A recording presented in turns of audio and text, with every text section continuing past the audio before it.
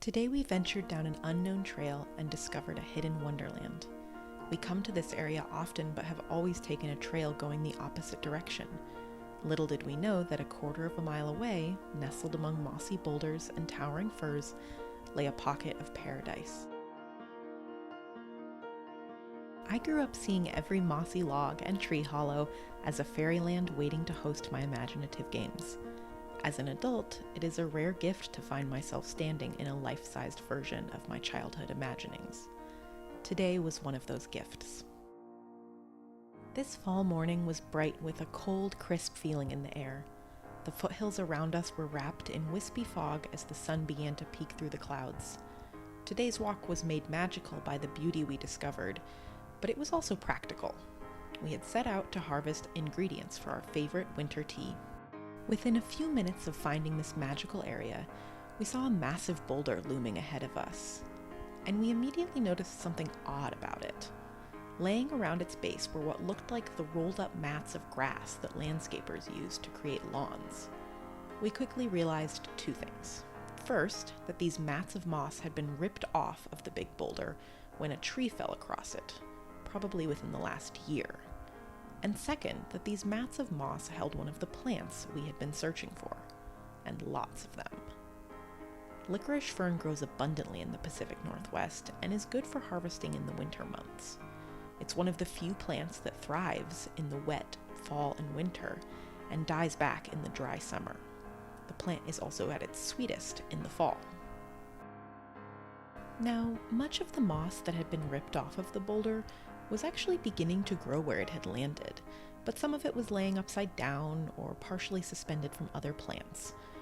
All of the mats were thick with licorice ferns, but we decided to take only a few small chunks of the mats that had landed in spots where they couldn't really grow. It is always important to practice honorable harvesting ethics and take no more than you need, leaving plenty behind for others. Working the licorice roots out of the moss was slow going, but that time can be meditative and beautiful if you let it. As the amazing ethnobotanist Robin Wall Kimmerer reminds us, some things are meant to take time. By going slow and taking care, we become a part of the natural world, rather than merely a consumer of it. After finishing the harvest, we decided to take all of the moss chunks and arrange them on top of the bare boulder. We had no idea whether the moss would be able to recolonize the rock, but there is certainly a chance. Moss does not have roots and can regrow after being put through a blender and being sent to outer space. No, but seriously, it happened. Now on to our next ingredient. Western red cedar is a common tree in our area, and many areas have cedar species native to them. Cedars are easily identifiable by their smooth, sometimes shaggy bark that peels off in long strips.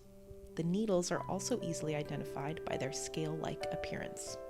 Evergreen needles are an amazing winter tea ingredient due to their high vitamin and antioxidant levels. Douglas fir is another such evergreen. Douglas firs are the dominant tree species in the Cascade foothills and are identified by their cones, bark, and needles.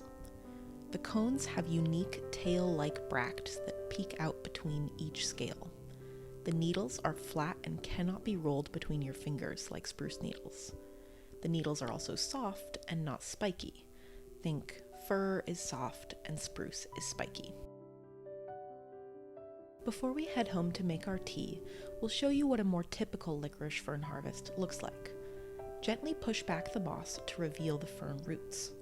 Licorice fern roots grow outward in a web with many endpoints or feet, so it's best to find these feet of the root structure and harvest from there, so as not to damage the mature central roots.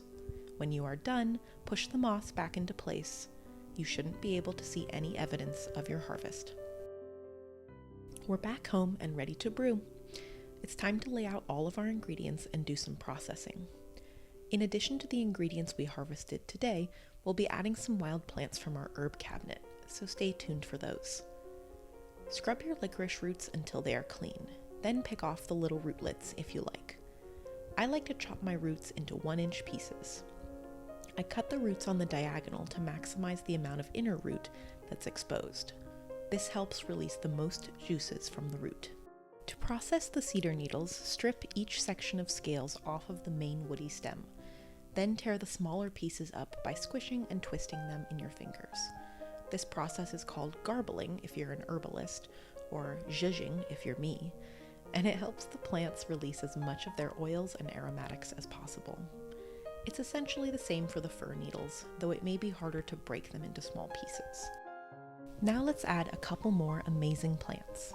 We process rose hips in the fall for winter use, and if you want to learn how, click the banner at the top of the video now. Next we have stinging nettle, which is high in protein, iron, calcium, magnesium, and has 4 times more vitamin C per gram than an orange. Our water has boiled and it's time to add in all the ingredients. The ratio is entirely up to you, but we did about equal parts of each. The nutritional and medicinal value of this tea really can't be overstated. It is packed full with vitamins, antioxidants, antimicrobial and anti-inflammatories, as well as having diuretic properties from the stinging nettle, which is good for the kidneys.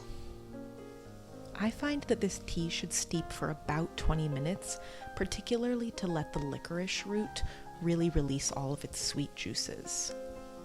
Experiment with your steeping times and let us know what works for you in the comments below. If you liked this video, please don't forget to hit like and subscribe for our future videos. Thank you so much for watching.